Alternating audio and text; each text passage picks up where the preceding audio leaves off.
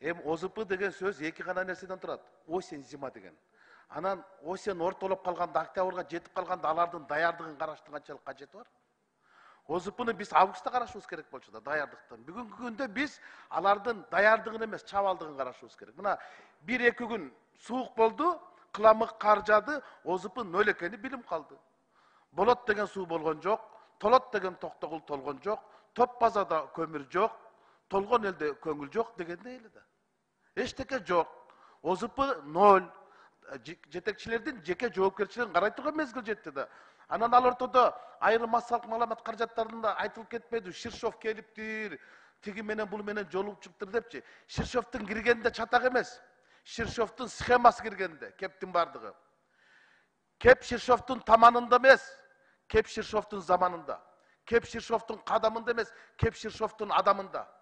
Мына Ширшовдун убагындай верный отключение башталды. А булар аны плановый отключение атап алышты. Ким ишенет? Азыр чүйдүн жарымтасы сөз жок бүгүн, 7-октябрда. Мен эртең менен карадым Север электрондон. Верный отключение. Ремонт эт, ремонтту июнь, августта кылат, ОЗПга даярдыкты. Шу күзүндө кылабы, кыш түшкөндө кылабы. Өздөрү айтышып атат, биз жөн эле имитация кылып атат.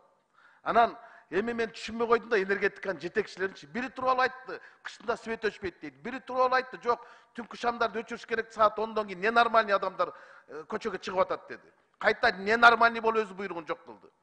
А кече министрибиз айтты, биз Тажикстандан электр энергиясын импорт кылып алып жатабыз. Бир күндө 1 миллион киловатт алып атабыз деп өз айтты. Анан кийин эле ненормальный болуп туруп тажиктердин энергетика министри айтты, биз маалыматты каткан жокпуз, биз кыргыздарга энергетика саткан жокпуз деди. Ал ортодо ажабыз айтты, ол дагы ишенип.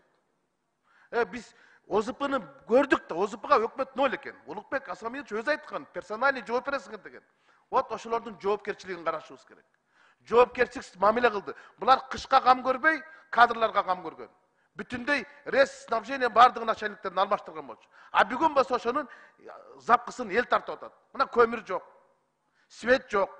А свет жок болсо жаңырышта да суу да жок да. Үшүгөнгө шишиген болуп, эл элеңдеп калбады. Атам экөөбүзгө бир ыштан кантип чыган бугуштан деп. Көмүр таппай, элдин баары көчөдө калбады.